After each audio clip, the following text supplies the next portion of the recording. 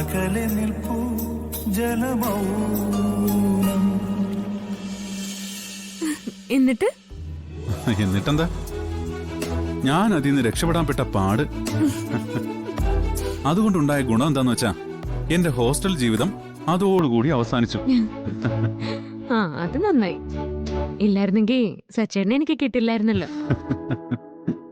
പക്ഷേ ഇത്രയൊക്കെ ഒരു വീരനായിരുന്നു എന്റെ ഭർത്താവെന്ന് ഞാൻ ഇപ്പോഴാ അറിയുന്നത്. ഓ, ഇതുപോലെ ഇനി എന്തൊക്കെയുണ്ട് ഞാൻ അറിയാത്ത കഥകൾ. സമയാവട്ടെ, ഓരോന്നോരോന്നായിട്ട് പറയാം. ഇതുപോലെ കേൾക്കുമ്പോ തലയിറങ്ങുന്നതാണോ അതൊക്കെ? ഏയ്, ഞാൻ അത്രയ്ക്കൊന്നും മോശമായ ഒരാളൊന്നും അല്ല കേട്ടോ. അന്ന് എനിക്കൊരു അബദ്ധം പറ്റിയതാ. നല്ല അബദ്ധം. പഴയ കാര്യങ്ങളൊക്കെ അയവിറക്കി കഴിഞ്ഞെങ്കിലേ ഓഫീസ് ഇപ്പോ റെഡിയാവും.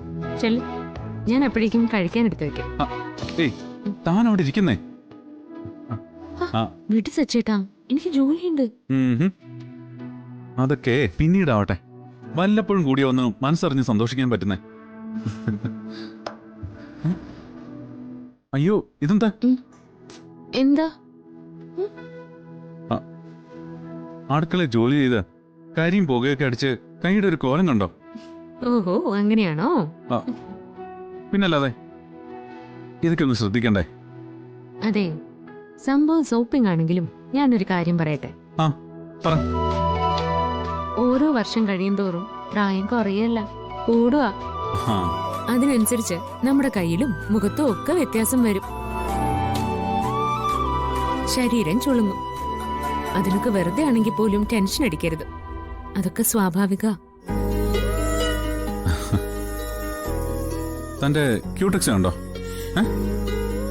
കണ്ടോ, കുറച്ചൊക്കെ പോയിരിക്കുന്നേ. ഇതൊക്കെ താൻ ശ്രദ്ധിക്കുന്നില്ലെന്നാ ഞാൻ പറഞ്ഞതിന്റെ അർത്ഥം. ഇന്നൊരു കാര്യം ചെയ്യാം നമുക്ക്. ഞാനൊന്നും ഓഫീസിൽ പോകുന്നില്ല. നമുക്ക് രണ്ടുപേർക്കും കൂടി പുറത്തുപോയി കുറേ സാധനങ്ങൾ വാങ്ങാം. ബ്യൂട്ടി പാർലറിലും കയറാം.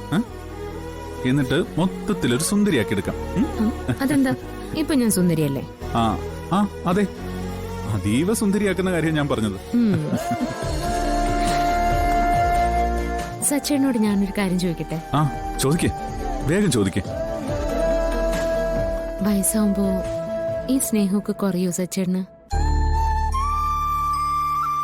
ഇതൊക്കെ പറഞ്ഞുകൊണ്ടല്ല കേട്ടോ ഞാൻ ചോദിക്കുന്നേ.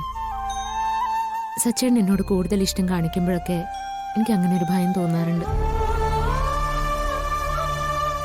ഇത് ജീവിതമാണ്, സാഹചര്യങ്ങളാണ്.